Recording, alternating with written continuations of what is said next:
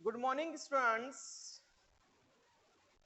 Most welcome in New Rajasthan Public School today.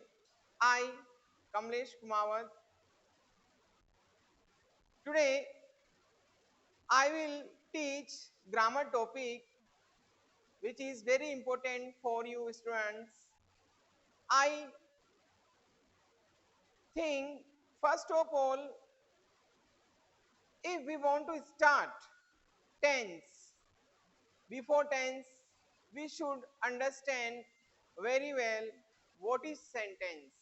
मतलब मैं आप लोगों से ये कहना चाहता हूं कि मैं टेंस स्टार्ट करने से पहले मैं आपको कुछ बेसिक जो कॉन्सेप्ट होते हैं वो सिखाना चाहूंगा ताकि आप लोगों को कोई प्रॉब्लम फेस ना हो आगे जाकर टेंस के अंदर, क्योंकि जो ये चीजें मैं आज आपको बताने जा रहा हूं जिन्हें मैं बेसिक कॉन्सेप्ट बोल रहा हूं या छोटी छोटी चीजें हैं जो टेंस में बार बार रिपीट होती रहती है, ठीक है।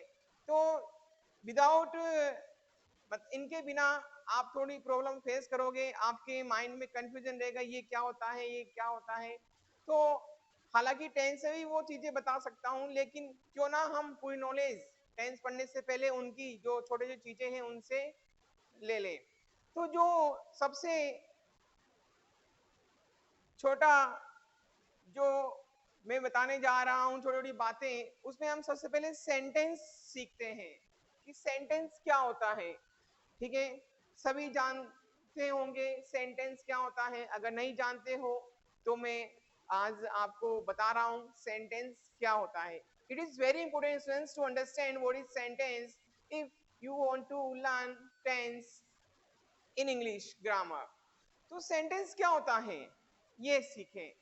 तो मैं बोलना चाहूंगा सेंटेंस क्या होता है, a group of word, a group of words which is arranged in proper order and gives complete sense is called sentence. Is it clear students? ठीक है, मैं एक बार बोर्ड पर लिखता हूं, फिर आप देखना क्या लिख रहा हूं मैं। देखें सामने, ए group, GROUP, a group of words which is arranged in a proper order and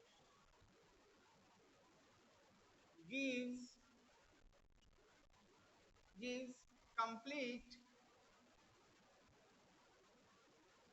sense is called sentence. हाँ सुनिए स्टूडेंट्स, मैंने आपको बोर्ड पर लिख के बताया, ए ग्रुप ऑफ वर्ड्स शब्दों का एक ऐसा समूह, ग्रुप ऑफ वर्ड शब्दों का एक ऐसा समूह विच इज अरेंज, जो अरेंज होता है, जमा हुआ होता है, इन ए प्रॉपर ऑर्डर, एक सही क्रम में, एक सही क्रम में, एंड गिव्स और देता है, कंप्लीट सेंस अपना पूरा अर्थ देता है, इज कॉल्ड सेंटेंस। तो वो क्या कहलाता है, सेंटेंस कहलाता है।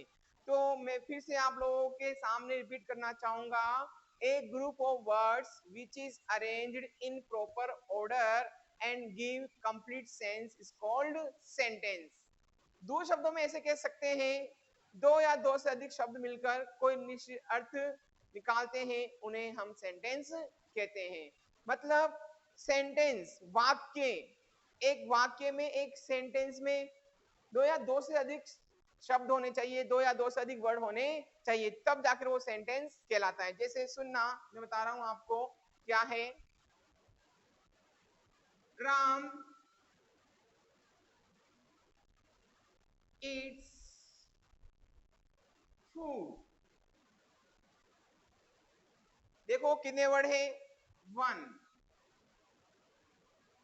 2 थ्री, ये थ्री वर्ड्स हैं।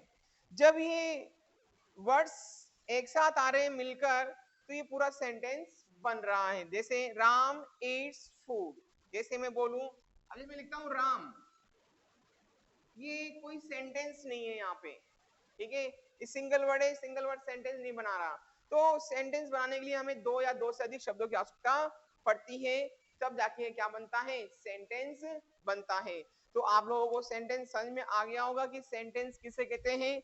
सेंटेंस कहते हैं मतलब a group of words which is arranged in a proper order and gives its complete sense is called sentence।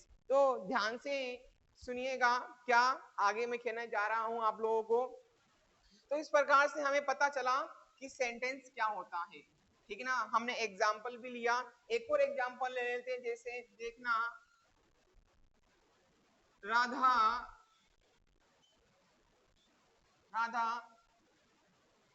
Place cricket, CRICKET, Radha place cricket. अब देखो, राधा प्लेस क्रिकेट, ठीक है, राधा क्रिकेट खेलती है। तो इसमें भी दो या दो से अधिक क्या है, शब्द हैं। तो ये क्या हो गया, सेंटेंस हो गया। तो आप लोगों को मालूम चल गया होगा कि सेंटेंस क्या होता है।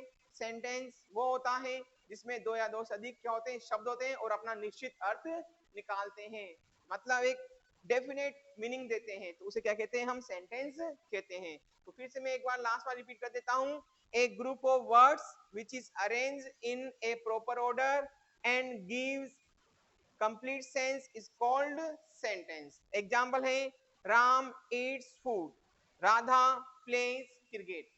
Is it clear students. तो ये मैंने सेंटेंस बता दिया है। तो मैं आगे बढ़ने से पहले आप सभी लोगों को बोलना चाहूंगा कि स्टूडेंट्स आज से आप लोगों के लिए ग्रामर का टॉपिक स्टार्ट हो गया है। तो ग्रामर का जब टॉपिक स्टार्ट हो गया है तो सभी टेक केयर, मतलब ध्यान से क्लासेस को सुने और समझे और देखें। इसके साथ साथ आपको क्या करना है, A4 साइज की नोटबुक बनानी है और A4 साइज की नोटबुक बनाने के साथ साथ जो मैं बोर्ड पे आप लोगों को बताऊं वो क्या करना है, आपको राइट डाउन करना है, ताकि आपके नोट्स भी क्या हो जाए, साथ के साथ प्रिपेयर भी हो जाए। जैसे यदि मैंने रब भी कर दिया, आप लिख नहीं पा रहे हो, तो आप वीडियो को क्या करना, वापिस से पीछे करके देख लेना, तो आपको सब कुछ दिखाई देगा। तो ध्यान से आप लोग समझे, पहले समझने का काम है, बाद में लिख लेना, कोई दिक्कत वाली बात नहीं है। लिखने का काम बाद में थोड़ा, लेकिन समझने का काम पहले होना चाहिए, क्योंकि अगर आपने समझ लिया तो आप वैसे भी क्या कर सकते हो, राइट डाउन कर सकते हो, लेकिन without understanding you can't right in your notebook. Understood students? Now proceed, हम अब आगे बढ़ते हैं। तो सबसे पहले हमने पढ़ा सेंटेंस आज की इस क्लास में, लेक्चर फर्स्ट में। तो आगे हम इस लेक्चर फर्स्ट में बढ़ते हैं क्या, कि सेंटेंस तो पढ़ लिया, लेकिन कहते हैं ना एक सेंटेंस में बहुत सारी चीजें होती हैं। तो अब हम पढ़ते हैं एलिमेंट्स ऑफ ए सेंटेंस। तो मैं टॉपिक डाल रहा हूं एलिमेंट्स ऑफ अ सेंटेंस। तो देखना, ELEMENTS, elements of a sentence, SENTENC, elements of a sentence. तो सुनना, एलिमेंट्स ऑफ ए सेंटेंस, कि एक सेंटेंस में कितने एलिमेंट्स होते हैं। एलिमेंट्स आप समझो कि इसके कितने पार्ट्स होते हैं, किसके, सेंटेंस की, कि एक सेंटेंस में कितने पार्ट्स होते हैं, कितने हिस्से होते हैं। तो सुने पार्ट्स। तो देखो फर्स्ट पार्ट है, एक फर्स्ट सेंटेंस में एक फर्स्ट पार्ट है subject, SUBJECT, subject. Second part है वर्ब, थर्ड पार्ट है ऑब्जेक्ट, और फोर्थ पार्ट है कॉम्प्लीमेंट, COMPLE, कॉम्प्लीमेंट, और फिफ्थ पार्ट है adverb, adverbial. Now try to understand मैंने आपको सेंटेंस बताया, सेंटेंस की डेफिनेशन बताया, और सेंटेंस डेफिनेशन के साथ साथ मैंने एग्जांपल्स भी बताए। इसके बाद बता रहा हूं कि सेंटेंस के एलिमेंट्स कितने होते हैं। तो फर्स्ट दिया 5 एलिमेंट्स ऑफ अ सेंटेंस, तो सुनना। फर्स्ट है सब्जेक्ट, सेकंड है वर्ब, थर्ड है ऑब्जेक्ट, फोर्थ है कॉम्प्लीमेंट, और फिफ्थ है एडवर्बियल। ठीक है, तो ये एलिमेंट्स होते हैं किसके अंदर, एक सेंटेंस के अंदर। तो ध्यान से सुने और ध्यान से देखें। तो इतने सारे पार्ट्स होते हैं सेंटेंस में, तो अब इन सब के बारे में हम एक एक करके जानेंगे। Subject, what is subject, what is verb, what is object, what is complement, और व्हाट इज एडवर्बियल। तो इन सब के बारे में जब हमको अच्छे से नॉलेज हो जाएगी, तो जब हम टेंस पढ़ेंगे तो हमें प्रॉब्लम फेस नहीं करनी पड़ेगी। तो ध्यान से सुने और ध्यान से देखें। तो ये डन कर लिया होगा आपने, तो मैं इसको रफ करने जा रहा हूं। I am going to rough this matter. तो सुने आगे। ओके स्टूडेंट्स, मैं रफ कर रहा हूं मैटर। अब देखेंगे हम आगे क्या हम सीखने जा रहे हैं, मैं आप लोगों को क्या बताना जा रहा हूं। तो देखो, सब्जेक्ट, वर्ब, ऑब्जेक्ट, कॉम्प्लीमेंट और एडवर्बियल, ये सभी सेंटेंस के पार्ट्स होते हैं, सेंटेंस के हिस्से होते हैं। तो हम वन बाय वन करके इन सबको समझेंगे। तो ध्यान समझना, बहुत ही इंपॉर्टेंट एलिमेंट्स हैं ये सारे सेंटेंस के। तो सबसे पहले हम पढ़ेंगे सब्जेक्ट, SUBJECT, सब्जेक्ट। सब्जेक्ट आप दो मीनिंग निकाल सकते हो सब्जेक्ट के, वैसे और भी होते हैं। तो सब्जेक्ट एक तो विषय होता है, तो यहाँ पे वो विषय की बात नहीं कर रहा मैं, यहाँ पे बात कर रहा हूँ कर्ता। सब्जेक्ट मीन्स कर्ता भी होता है, तो हम यहाँ पे कर्ता की बात कर रहे हैं, सब्जेक्ट। ठीक है, तो what is the definition of subject? A person who shows action is called subject. मैं लिख रहा हूं बोर्ड पर, आप ध्यान लगाना। A person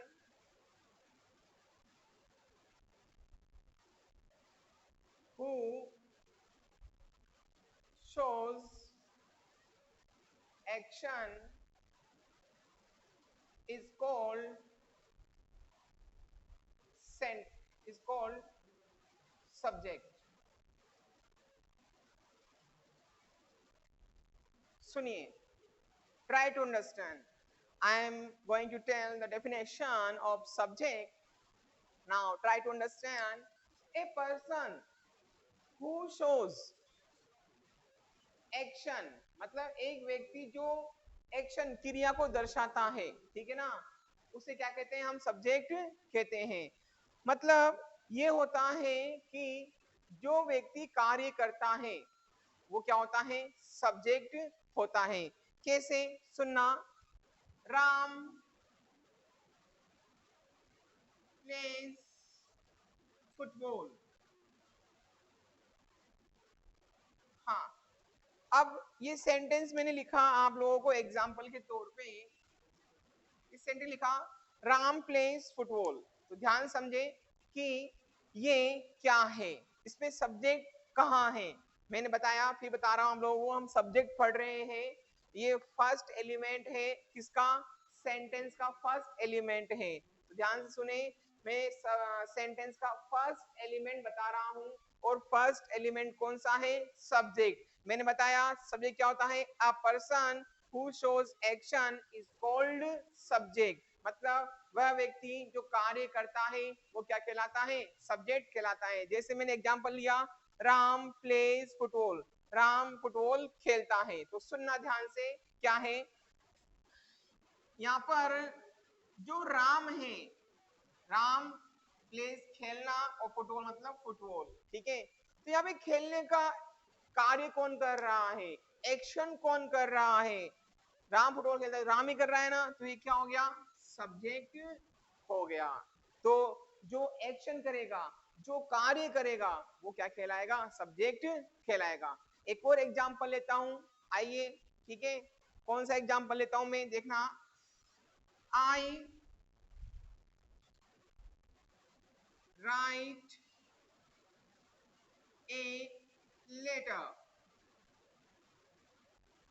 Another example, my mother cooks food. हाँ, ये टू एग्जाम्पल्स हैं. Listen students, watch. I write a letter.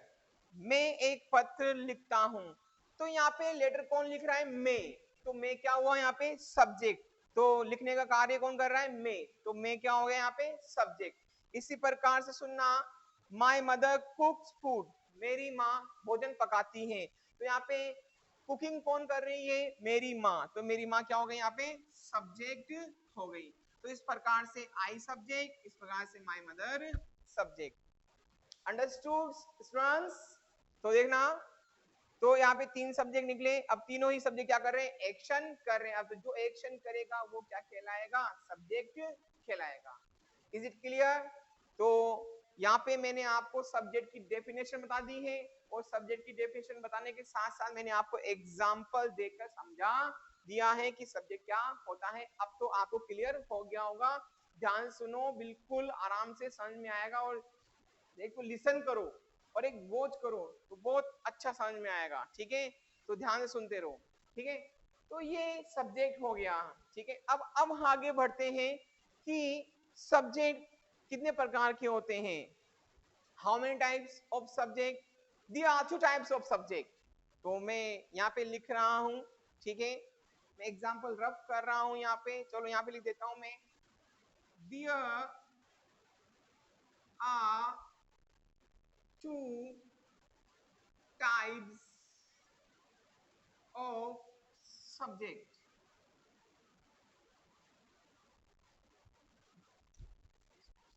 There are two types of subject. There are two types of subject. Subject के दो प्रकार होते हैं. देखना स्टूडेंट्स, फर्स्ट टाइप है definite subject, DEFINIT, definite subject. Second is indefinite subject, INDEFINIT, indefinite subject. आपको मालूम था पहले कि सब्जेक्ट कितने प्रकार के होते हैं? तो मैं नहीं मालूम तो आप देखो कितने प्रकार के होते हैं. There are two types of subject. Subject दो प्रकार के होते हैं. फर्स्ट है डेफिनेट सब्जेक्ट और दूसरा कौन सा है? Indefinite subject. बात समझ में आ गई क्या? तो अब सुनना ध्यान से.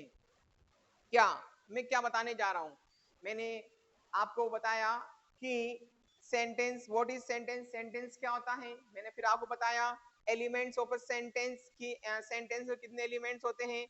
मैंने बताया सब्जेक्ट होता है एक एलिमेंट, एक वर्ब होती है, एक ऑब्जेक्ट होता है, एक कॉम्प्लीमेंट होता है और एडवर्बियल होता है. इसके बाद मैंने आपको लिया फर्स्ट एलिमेंट सब्जेक्ट. ठीक है ना? और फर्स्ट एलिमेंट सब्जेक्ट है. तो जब फर्स्ट एलिमेंट सब्जेक्ट है तो मैंने सब्जेक्ट को समझाया, इसकी डेफिनेशन बताई कि what is subject. A person who shows action is called subject. फिर मैंने आपको एग्जांपल समझा दिए कि Ram plays football, I write a letter, my mother cooks food. तो ये इन सभी में कौन थे सब्जेक्ट जो एक्शन कर रहा था. अब मैंने आपको नई चीज बता रहा हूं. There are two types of subject. कि सब्जेक्ट दो प्रकार के होते हैं. फर्स्ट है डेफिनेट सब्जेक्ट और सेकंड है इंडेफिनेट सब्जेक्ट. Let's come. तो हम देखते हैं कि अब डेफिनेट सब्जेक्ट क्या होता है, what is definite subject and what is indefinite subject. बहुत सारे सब्जेक्ट्स होते हैं. ठीक है, तो डेफिनेट सब्जेक्ट में कौन कौन से आएंगे और इंडेफिनेट में कौन कौन से आएंगे. तो try to understand students, try to understand. आपने राइट डाउन कर लिया होगा, मैं रेफ कर रहा हूं. अगर नहीं किया हो तो बाद में आप क्या कर लेना, इसको लिख लेना. तो सुने आगे. मैं यहाँ पे हेडिंग डाल रहा हूं आगे, सब डेफिनेट सब्जेक्ट. ठीक है, तो सुने definite subject, DEFINIT NIT definite subject. Definite subject में कौन कौन से आते हैं बताता हूं मैं, एक बात सुनना। एक आता है ही, एक आता है शी, एक आता है यू, एक आता है वी, एक आता है दे, एक आता है आई, ठीक है ना। ही शी यू वी दे,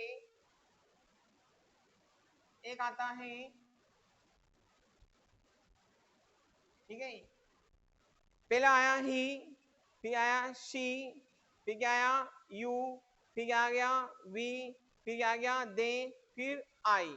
देखते हैं और भी आते हैं क्या। ये तो डेफिनेट सब्जेक्ट है सारे के सारे, ठीक है। तो अब आगे बढ़ते हैं हम, और कौन सब्जेक्ट आएंगे, ठीक है। फर्स्ट पर्सन में आई और वी, फिर यू आ गया, फिर ही शी दे आ गया।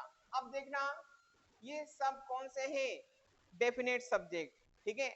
अब देखना इंडेफिनेट सब्जेक्ट में कौन कौन से आते हैं, इंडेफिनेट सब्जेक्ट में कौन कौन से आते हैं देखना। INDEFINITE, indefinite subject. हाँ, इंडेफिनेट सब्जेक्ट में कौन कौन से आते हैं, केवल आता है एक तो आता है इट एंड सेकेंड है डियर, डियर, ठीक है। इट और दियर, ये दो इंडेफिनेट सब्जेक्ट होते हैं। बाकी जितने भी होते हैं वो सब क्या होते हैं, डेफिनेट सब्जेक्ट होते हैं। मैं यहाँ पे लगा सकता हूँ एटसेट्रा, आराम से, कोई दिक्कत वाली बात नहीं है। तो ये डेफिनेट सब्जेक्ट है और ये दोनों क्या है, इंडेफिनेट सब्जेक्ट है, क्योंकि इन दोनों का कोई मतलब मीनिंग नहीं निकलता है, इनका अकॉर्डिंग टू सेंटेंस यूज किया जाता है। तो मैंने आपको बताया सब्जेक्ट क्या होता है, फिर मैंने बताया सब्जेक्ट के बाद में कि सब्जेक्ट टू टाइप्स के होते हैं। फर्स्ट है डेफिनेट सब्जेक्ट, दूसरा कौन सा है, इंडेफिनेट सब्जेक्ट। अब मैंने बताया डेफिनेट सब्जेक्ट कौन कौन से हैं, ठीक है ना, ही शी यू वी दे आई। और इंडेफिनेट सब्जेक्ट कौन कौन से हैं, इट एंड दियर। तो ये आप लोगों को नॉलेज अच्छी मिली होगी कि सब्जेक्ट क्या होता है, व्हाट इज सब्जेक्ट, और कितने प्रकार के होते हैं।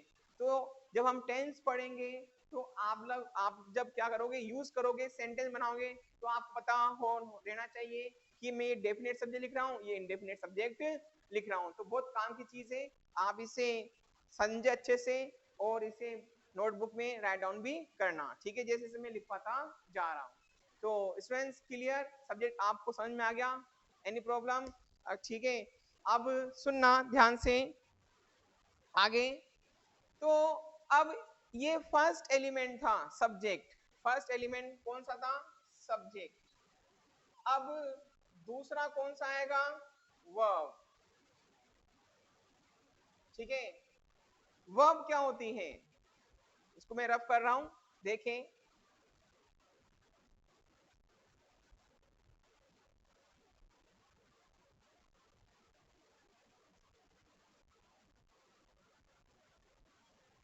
हाँ सुने, अब मैं ले रहा हूं second element verb, second element है ये वर्ब।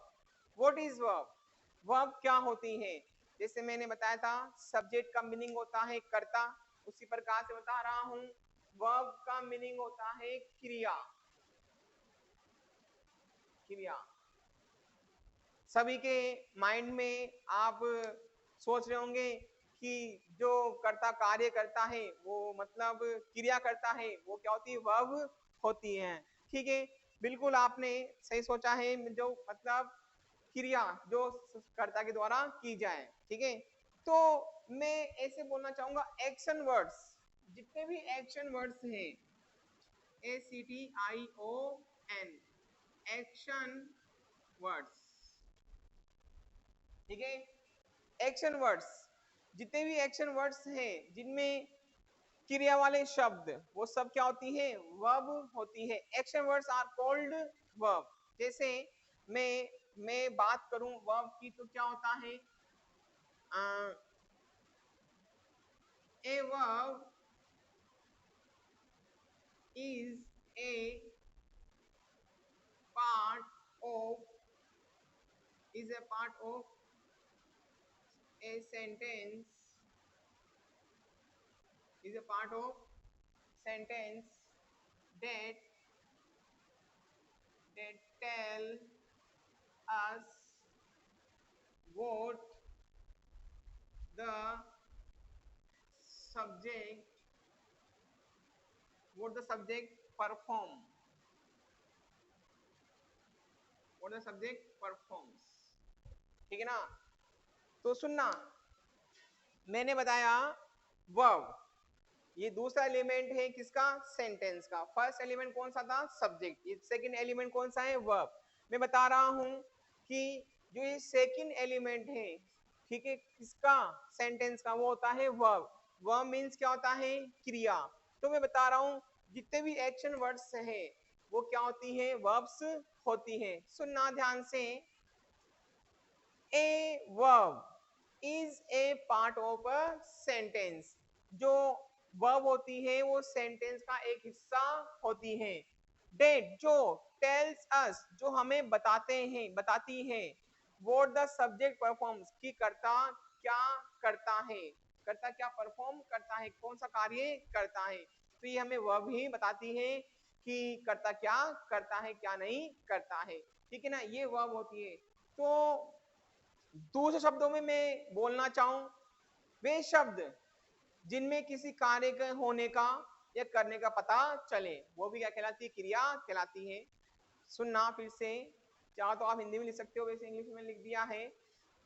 वे शब्द जिनमें किसी कार्य के होने का या करने का पता चले, वे शब्द जिनमें किसी कार्य का करने का या होने का पता चले, वो क्या कहलाती है? वर्ब कहलाती है। Understood students? तो ध्यान से सुने। अब ये हमने जैसे एग्जांपल लेना चाहूंगा मैं, क्या? प्ले क्या है? खेलना। कुक क्या है? पकाना। ठीक है। Run, R U N run, दौड़ना। ठीक है। ब्रेक, BREA के, ब्रेक, तोड़ना। ठीक है। इन सब में एक्शन है।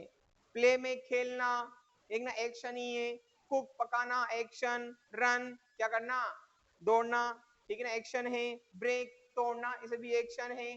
जैसे एक और एग्जांपल ले लेता हूं मैं, राइट, WRIT, राइट, लिखना, इसे भी क्या है? एक्शन है। तो खेलना, कूदना, पीना, रोना, धोना, आना जाना, ये सब क्या है? वर्ब है। मतलब इनमें एक्शन है, और जिनमें एक्शन होता है हमें मालूम है वो क्या होती है? वर्ब होती है। तो आप लोगों को समझ में आया कि वर्ब क्या होती है? तो जैसे मैं एक एग्जांपल लेता हूं सेंटेंस का, जैसे my father writes a letter, मेरे पिताजी एक पत्र लिखते हैं। तो यहाँ पे अगर ये राइट नहीं होता तो पता नहीं चलता कि ये सब्जेक्ट क्या कर रहा है। तो हमें इसकी हेल्प से ही पता चलता है, ठीक है ना, कि सब्जेक्ट क्या करता है। अगर वर्ब नहीं होती तो हमें पता नहीं चलता कि सब्जेक्ट क्या कर रहा है। तो अंडरस्टूड हो गया होगा व्हाट इज वर्ब, कि वर्ब क्या होती है। ठीक है। तो जैसे मैं एक और एग्जांपल लेना चाहूंगा, जैसे ही सिंग्स ए सॉन्ग। ठीक है। वह एक गाना गाता है। तो इसमें वर्ब कौन सी है? सिंग्स, ये वर्ब है। तो अगर ये सिंग्स ना होता तो पता नहीं चलता कि ही क्या करता है।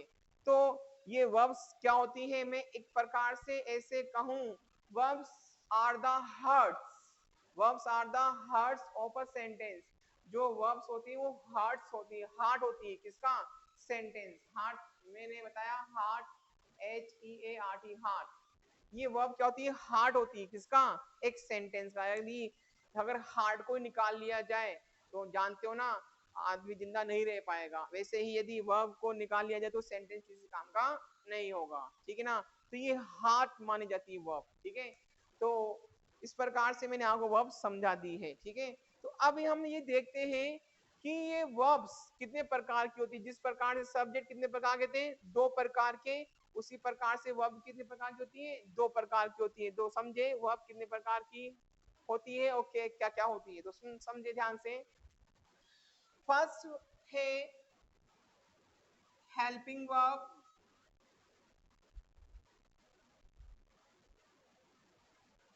और दूसरी है मेन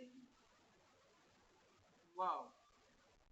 ठीक है, तो सुनना, यहाँ पे हम वर्ब पढ़ रहे हैं, और वर्ब जब पढ़ रहे हैं तो आपको पता होना चाहिए कि वर्ब क्या होती है, व्हाट इज वर्ब, और आपको एग्जांपल देना भी आना चाहिए वर्ब के, कि वर्ब के एग्जांपल कौन कौन से, मैंने बताया था आपको बहुत, जिसमें जिनमें एक्शन हो, जिन शब्दों में एक्शन हो, वही क्या होते हैं, वर्ब्स के एग्जांपल होते हैं। ठीक है ना, ऐसे मत बोल देना जैसे मैं लिख दूं शाम, ये भी वर्ब है, ये वर्ब नहीं है, इसमें एक्शन नहीं हो रहा। ठीक है ना, जैसे मैं लिख दूं माय ब्रदर, ये भी क्या नहीं है, वर्ब नहीं है। ठीक है ना, वर्ब कौन सी होती है, जिनमें क्या होता है, एक्शन होता है, जैसे वो, चलना, ये भी क्या है, वर्ब है।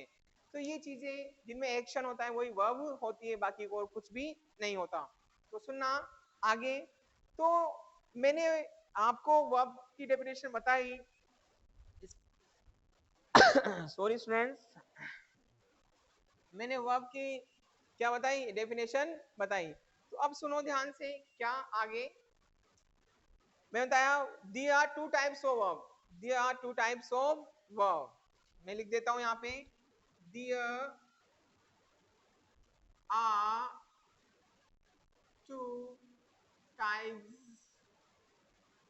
ऑफ ए वर्ब, एक क्रिया के 2 प्रकार होते हैं, तो सुनना कौन कौन से हैं। फर्स्ट है हेल्पिंग वर्ब, और सेकंड है कौन सी, मेन वर्ब। तो अब पता करते हैं हेल्पिंग वर्ब कौन कौन सी होती है, तो पता करें हेल्पिंग वर्ब कौन कौन सी होती है, तो देखते हैं आइए। जैसे मैं लेता हूं, ध्यान से देखना स्टूडेंट्स, बी, बी में कौन कौन सी आती है हेल्पिंग वर्ब, बता रहा हूं, काउंट भी करेंगे हम बाद में कितनी हेल्पिंग वर्ब हो गई है। बी में कौन कौन आता है, is, am, are, was, were, is, am, are, was, were, be में ये हेल्पिंग वर्ब्स आती हैं। ठीक है, नेक्स्ट डू में देखें, डू में कौन कौन सी आती हैं, do, does, did, do does did, और इसमें देखना हैव में हैज, हैव, और लास्ट में है हैड। ये कितनी हो गई, काउंट करते हैं, जैसे 1 2 3 4 5 6 7 8 9 10 11, ये 11 ये हो गई है। ठीक है ना, तो बी में कौन कौन से आती है, is, am, are, was, were. Do में कौन कौन से आती है, डू, डज, डिड, और है में कौन कौन सी आती है, हैज, हैव, हैड। तो ये 11 हेल्पिंग वर्ब्स हो गई है। अब आगे अभी तो हेल्पिंग वर्ब्स और हैं, देखते हैं कौन कौन सी है। अब ध्यान से देखना, हम मैं फर्स्ट पढ़ा रहा हूँ हेल्पिंग वर्ब, मतलब वर्ब का फर्स्ट स्टेप पढ़ा रहा हूँ, हेल्पिंग वर्ब। ठीक है, तो देखते हैं कौन कौन सी है। एक तो है मे, दूसरी है माइट, ठीक है समझ में आ रहा है, कैन, कुड, ठीक है कैन, कुड। आगे देखना विल, फिर वुड, शैल, शुड, ठीक है, फिर आएगा मस्ट, आगे देखना मस्ट, फिर आएगा डेयर नॉट, डेयर नॉट, फिर आएगा नीड नॉट, फिर देखना आगे समझना, फिर आएगा यूज टू, फिर आएगा ought to, OUGST, ought to। तो देखते हैं ये कितनी हो गई है, काउंट करते हैं। 1 2 3 4 5 6 7 8 9 10 11 12 13। तो 11, तो 13 प्लस 11, तो ये 24 हेल्पिंग वर्ब्स हो गई है टोटल, इनका पूरा 24 हो गया है। तो हम बता सकते हैं कि हेल्पिंग वर्ब पूरी कितनी होती है, 24 होती है। तो ध्यान से सुने कैसे 24 होती है, मैं बता रहा हूँ, समझने का तरीका मैं बता देता हूँ आप लोगों को।